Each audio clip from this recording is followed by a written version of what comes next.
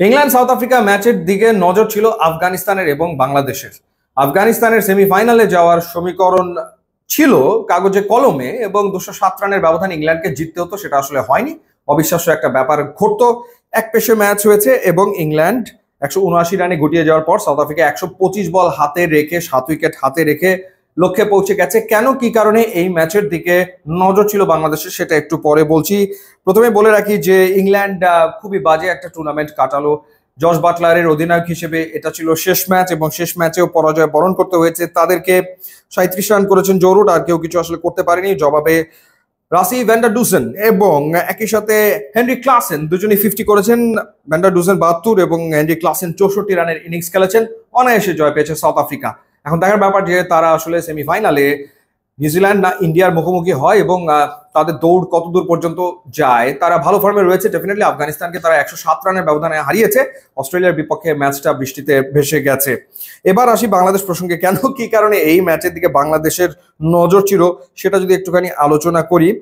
এই ম্যাচের আগে বাংলাদেশ ছিল স্ট্যান্ডিং এ 7 নম্বরে, 7ম স্থানে ছিল এবং 7ম স্থানে থাকার ফলে তাদের প্রাইজ মানি পাওয়ার কথা ছিল 3,10,00,000 টাকার মতো। কিন্তু ইংল্যান্ড এভাবে করে বিপর্যস্ত হওয়ায়, হেরে যাওয়ায় বাংলাদেশ আসলে উঠে এসছে 6 নম্বরে, 6ষ্ঠ স্থানে। 6ষ্ঠ স্থানে থাকার ফলে বাংলাদেশের প্রাইজ মানি দাঁড়িয়েছে $3.5 লাখ, $3.5 লাখ, বাংলাদেশি টাকা 4,22 লাখ টাকা।